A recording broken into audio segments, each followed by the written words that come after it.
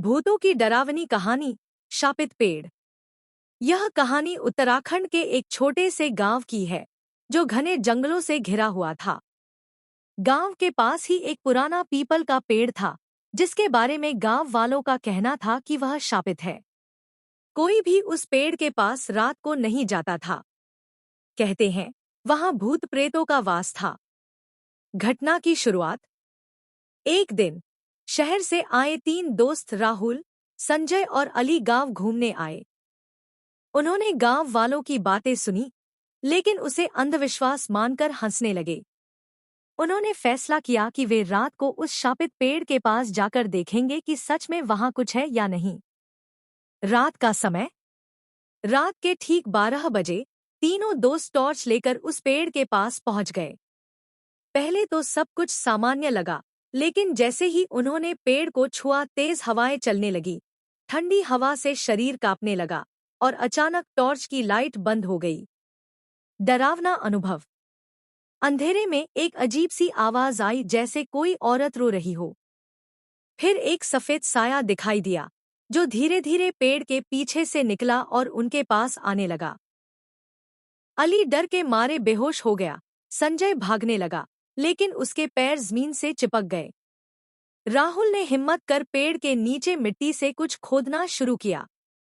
रहस्य उजागर। खोदने पर एक पुराना ताबीज निकला। तभी सफेद साया रुक गया और एक करुण आवाज में बोला, इस ताबीज ने मुझे इस पेड़ से बांध रखा था। अब मैं आजाद हूं। फिर वह साया धीरे धीरे धुएं में बदलकर हवा में गायब हो गया। अगली सुबह। अगली सुबह जब गांव वाले वहां पहुंचे, तो देखा कि पीपल के पेड़ की सारी शाखाएं सूख चुकी थी और उसका रंग काला पड़ गया था। तीनों दोस्तों ने गांव वालों को पूरी बात बताई और तब जाकर सबको यकीन हुआ कि वो पेड़ वाकई में शापित था। भूतों की डरावनी कहानी, शापित पेड़, भाग 2, आत्मा का रहस्य। पिछले भाग में आपने पढ़ा कि कैसे तीन दोस्तों ने एक शापित पीपल के पेड़ के पास एक आत्मा को आजाद किया था। लेकिन उस आत्मा की कहानी क्या थी? वह कौन थी? क्यों वह उस पेड़ से बंधी थी? आज इन सारे सवालों का जवाब मिलेगा। आत्मा की सच्चाई। ताबीज के निकलने के बाद जब सफेद साया हवा में गायब हुआ, तो कुछ पल बाद राहुल के सपने में वह आत्मा फिर से आई। वह बोली, मेरा नाम सरस्वती था। मैं इस गांव में 80 साल पहले रहती थी। मुझे तंत्र मंत्र करने वाला एक तांत्रिक पसंद करता था, लेकिन मैंने उसकी बात ठुकरा दी। बदले में उसने मुझे उस पीपल के पेड़ से बांधकर जिंदा जला दिया और मेरी आत्मा उस ताबीज में कैद हो गई। उसने आगे कहा, हर पूर्णिमा को मैं उस पेड़ के पास रोती थी, लेकिन किसी को मेरी आवाज सुनाई नहीं देती थी। जब तुम लोगों ने वो ताबीज निकाला, मेरी आत्मा आजाद हो गई। रहस्य गहराता है। राहुल की नींद खुली तो उसने ये बात अपने दोस्तों को बताई। तीनों ने गांव के बुजुर्ग पंडित हरिदास से बात की। पंडित जी ने कहा, सरस्वती की आत्मा शांत हो गई है, लेकिन वो तांत्रिक आज भी जीवित नहीं है। उसकी आत्मा अब एक और पेड़ में छुपी हुई है, जो गांव के उत्तर में है। नई खोज की शुरुआत। तीनों दोस्त अब उस पेड़ की ओर बढ़े, जहां कभी तांत्रिक की मृत्यु हुई थी। उस पेड़ के पास एक पुरानी काली किताब मिली, जिसमें तांत्रिक की आत्मा बसी हुई थी। जैसे ही उन्होंने किताब को छुआ, अचानक अंधेरा छा गया और जमीन हिलने लगी। एक काली परछाई उन पर झपट पड़ी और जोर से चीखी, सरस्वती को तुमने मुक्त किया, अब तुम्हें इसकी कीमत चुकानी होगी। To be continued. क्या तीनों दोस्त उस तांत्रिक की आत्मा से बच पाएंगे? क्या गांव फिर से किसी श्राप में फंस जाएगा? अगले भाग में पढ़िए, काले तांत्रिक की वापसी। पिछले भाग में आपने पढ़ा कि सरस्वती की आत्मा को ताबीज से मुक्ति तो मिल गई, लेकिन अब कहानी ने एक नया मोड़ ले लिया है। काले तांत्रिक की आत्मा, जो एक पुरानी काली किताब में बंद थी, अब जाग चुकी है और बदले की आग में जल रही है। आत्मा का हमला। किताब से उठती काली धुंध ने राहुल, संजय और अली को घेर लिया। उनकी आंखों के सामने तांत्रिक की परछाई बनी हुई एक भयानक आकृति उभरी, लाल आंखें, जली हुई त्वचा और हाथ में नरमुंड।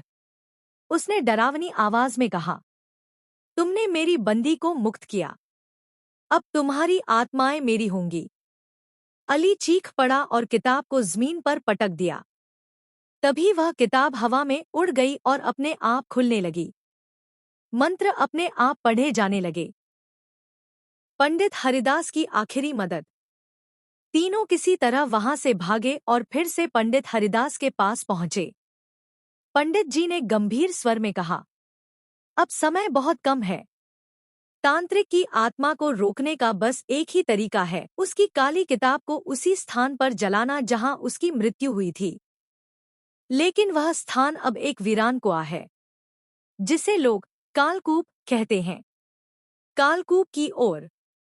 अगली रात तीनों दोस्त मशाल लेकर उस भूतिया कुएं की ओर चले। पूरा रास्ता डरावना था, पेड़ों की सरसराहट, उल्लुओं की आवाज और रह कर आती ठंडी हवा। जैसे ही वे कुएं के पास पहुंचे, चारों ओर से कई आत्माएं निकल आईं। वे सब तांत्रिक की गिरफ्त में थी। लेकिन तभी सरस्वती की आत्मा वहां प्रकट हुई। अब वह पूरी तरह शांत और प्रकाशमयी थी। उसने कहा, डरो मत, मैं तुम्हारे साथ हूं। अंतिम युद्ध। राहुल ने साहस दिखाते हुए वह काली किताब कुएं में फेंक दी और अली ने मशाल से उसमें आग लगा दी। तांत्रिक की आत्मा ने जोर से चिल्लाते हुए कहा, नहीं, ये नहीं हो सकता। किताब जलने लगी और आत्माएं एक एक करके मुक्त होने लगी। डरावनी हवा रुक गई। सब कुछ शांत हो गया। अंत या एक नई शुरुआत। गांव में अब शांति लौट आई। लोग फिर से पीपल के पेड़ के पास जाने लगे। पंडित हरिदास ने कहा, तुम तीनों ने जिस साहस से आत्माओं को मुक्ति दी है, वो गांव की सदियों पुरानी मुसीबत को खत्म कर चुका है। लेकिन कहानी यहाँ खत्म नहीं होती।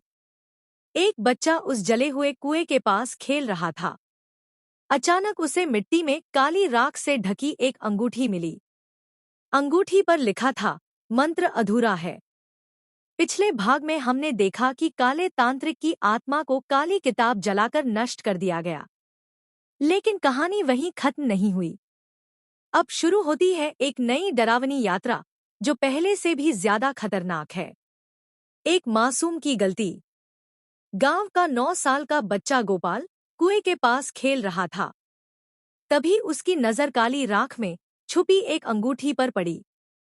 उसने बिना सोचे समझे अंगूठी पहन ली। अंगूठी पहनते ही उसकी आंखें काली पड़ गईं और उसके अंदर कुछ बदलने लगा। गोपाल अब गोपाल नहीं रहा। वह तांत्रिक की अधूरी आत्मा का नया जरिया बन गया। एक मासूम की गलती।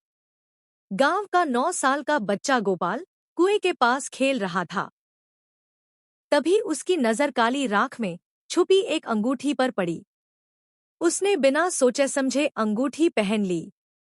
अंगूठी पहनते ही उसकी आंखें काली पड़ गईं और उसके अंदर कुछ बदलने लगा। गोपाल अब गोपाल नहीं रहा। वह तांत्रिक की अधूरी आत्मा का नया जरिया बन गया। अजीब घटनाएं फिर से शुरू। अगले ही दिन गांव में फिर से अजीब घटनाएं होने लगी। रात को लोगों को नींद में कोई मंत्र पढ़ते हुए सुनाई देने लगा। जानवर अचानक बीमार पड़ने लगे। मंदिर में लगी घंटियां अपने आप बजने लगी। और सबसे डरावनी बात, राहुल ने सपने में गोपाल को उल्टा मंत्र बोलते देखा।